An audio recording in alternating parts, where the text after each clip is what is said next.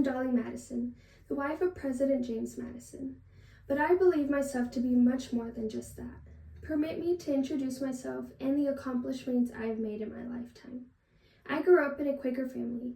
A Quaker family entails being brought up with a strong sense of equality and respect for all people, as well as with great deep kindness, simplicity, honesty, and peace. I was able to cherish both myself and people around me because of the strong moral principles my parents instilled in me.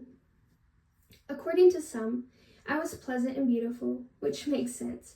I was fond of setting up salons and welcoming guests. Anything that involved helping others, I tried my best to attend and be involved in. I believe that was a major factor in my success as a White House hostess. I was married to a man named John Todd before I was married to James Madison. Unfortunately, he and our baby boy son passed during a yellow fever outbreak. As a result, I was left behind being a young, defenseless widow until I met James Madison, or the Great Little Madison, as I refer to him. With intense love, mutual service, and deep communication, our marriage proved to be a genuine partnership. James and I were able to connect and collaborate even though he was 17 years older than I was. I created the position of White House hostesses after he was elected president in 1809.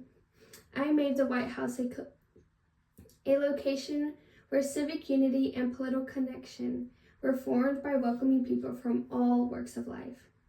Some claim that by making our gatherings more casual and friendly, I broke the tradition.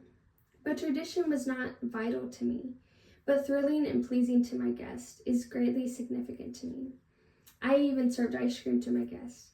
It was a great approach to put everyone at ease, and it was new during this time. I took the bold choice to preserve a portion of our history during the War of 1812. I asked Paul Jennings, a slave at the White House, to assist me in rescuing Gilbert Stuart's paintings of George Washington. I was aware that we couldn't allow it to end up in British's hands, and that keeping it would mean keeping a representation of our country. The White House in Washington, D.C. still has a painting displayed today. Because I remained strong at a period of danger and confusion, some people consider me a heroine, but I believe I was just honoring my beloved nation and doing what I felt was right. My biggest wish has been and continues to be for all Americans to be united, kind, and understanding. Well, I must go, but I do appreciate you allowing me to tell you a little glimpse of my story today. Goodbye.